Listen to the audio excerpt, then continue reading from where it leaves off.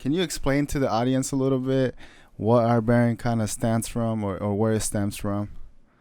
Yeah, for sure. So our baron is short for robber baron. So I don't know if a lot of people, are familiar with the robber barons. These were people in the late 19th century. These are your Carnegies, your Stanford, who Stanford University is named after, your Vanderbilt. These are people that basically, they came and monopolized the industry when the Industrial Revolution came. So it had like a negative connotation to it. It's supposed to be like negative. It ain't supposed to be good. But I saw how those people came from nothing and then took advantage of those industries. So me and Pete, we're definitely veterans of different things in the music industry. So we wanted to make sure that we were able to carry on that tradition. Like a Rockefeller, we big fans of Rockefeller. So Rockefeller was another robber baron. So I said, man, I'm not really trying to, like, we want to make it mean something. So how can we take the significance of robber baron and make it mean something?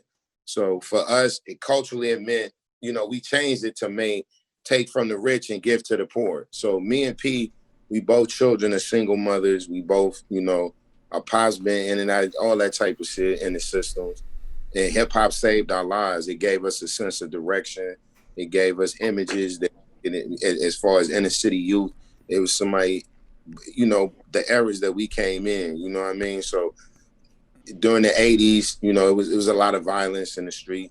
And in hip hop, to me, I didn't look like people now. They like, yo, I'm gonna get a deal, and then I'm gonna get a gun and get a face tattoo and yada, yada, yada. So I grew up, I was a preteen, from elementary to teenage years is when crack came out in my life. You know what I mean? So I only had maybe like 11, 12 years of my life. Everything was cool. Most people now either came up in the crack era or post-crack, if you're from the inner city. So I actually got to witness the transformation.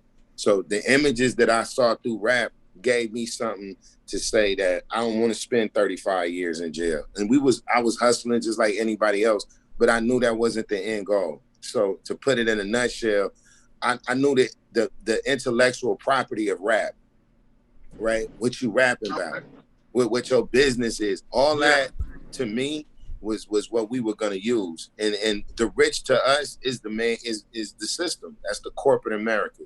That's the corporate system. And intergenerationally, right? If you can go back 5 years, you can go back 5 generations. Your mom and pops, your grandparents, your great-grandparents, your great-grandparents, and your great-great-grandparents, right? And your great-great-grandparents. I don't know, me personally, in my zone, none of my friends are able to go back 5 generations to wealth, right?